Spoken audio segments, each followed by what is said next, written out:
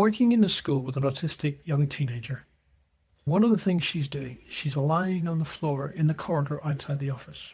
The office door has been left open, and the boss is sitting at her desk, which is facing the door. As far as the boss and all the staff are concerned, this particular individual is not being given attention because the boss is working away and not actually giving her eye contact.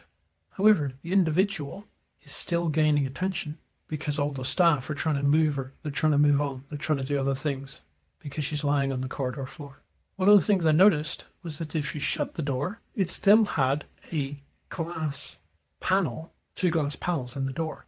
The lower glass panel meant that she could still be seen. So we put a A1 sheet of paper just sellotaped across the door, and very quickly she got up, walked on, and didn't come back. This had been something they'd been dealing with for months.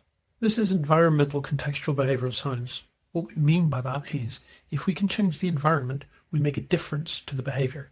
One of the sad things about that particular event is that I've since, subsequently, talked to the boss who was involved. She has actually moved to a new service now, and one of the things that she has heard is as soon as she left, the staff made the control decision that this child shouldn't just get away with being able to have a blocked window.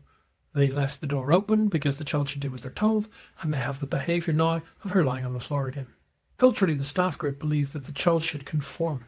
That member of staff who was the boss, who was actually more about relationships, they've moved on, and the staff have lost out on all the progress that particular manager created within that unit because they're too fixated on the issue of how people do what they're told. So they want to say the door should remain open, and therefore the child should conform. Which lost all that progress because the staff believed they should have the right to have the door open whenever it suited them.